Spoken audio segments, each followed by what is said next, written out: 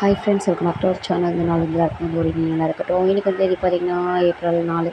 இன்றைக்கி வந்து வெள்ளைப்பூண்டு ரேட் பார்த்துடலாம். ஒரு கிலோ வெள்ளைப்பூண்டு வந்து காஞ்சிபுரத்தில் பார்த்திங்கன்னா இன்றைக்கி 100 பீஸ் வந்து சேல் பண்ணிகிட்ருக்காங்க. லைக் பண்ணுங்கள், கமெண்ட் பண்ணுங்கள், ஷேர் பண்ணுங்கள்.